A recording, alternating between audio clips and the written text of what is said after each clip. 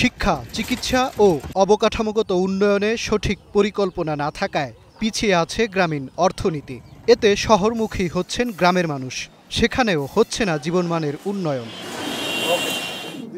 Policy research institute PRI এর এক আলোচনায় বৃহস্পতিবার অর্থনীতিবিদরা বলেন, গ্রামীণ অর্থনীতি পিছিয়ে থাকায় নগরে আসা মানুষের সংখ্যা বাড়ছে, গড়ে উঠছে অপরিকল্পিত নগরী, নষ্ট হচ্ছে অর্থনীতির সম্ভাবনা।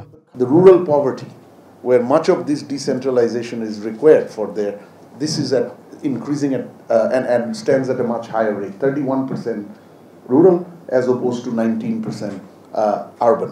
So we did well between, again, late 70s all the way to maybe until several years ago. But by mid-2015, 2016, this has been slowing down. গ্রামীণ অর্থনীতির সুষম উন্নয়নে প্রয়োজন স্থানীয় সরকার ব্যবস্থাকে শক্তিশালী করা। এর জন্য প্রয়োজন রাজনৈতিক সিদ্ধান্ত।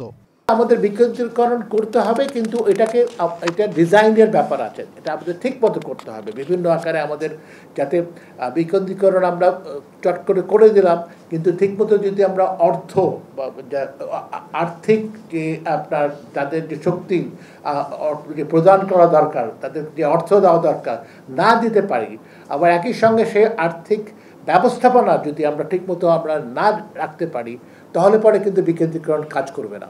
তবে স্থানীয় সরকারকে শক্তিশালী করার ক্ষেত্রে সংসদ সদস্যরাই বড় বাধা বলে মন্তব্য করেছেন নির্বাচন ব্যবস্থা সংস্কার কমিশনের প্রধান। আমাদের আইন প্রণেতারা যে আইন ভঙ্গকারী, ওই যে আপনারা কেউ জমিদার বলেছেন, এবং এগুলো সম্পূর্ণভাবে সংবিধানের লঙ্ঘন করে করা হচ্ছে।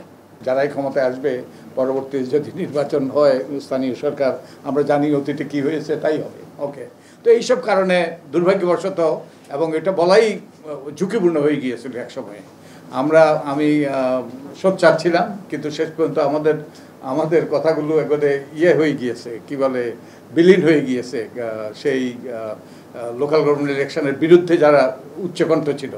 গ্রামীণ জনপদের উন্নতি করতে হলে স্থানীয় সরকার পর্যায়ে বাজেট বাড়ানো, ক্ষমতার বিকেন্দ্রীকরণ ও স্থানীয় প্রশাসনকে স্থানীয় সরকারের অধীনে আনার পরামর্শ বক্তাদের। মাজহার মাহবুব, স্টার নিউজ, ঢাকা।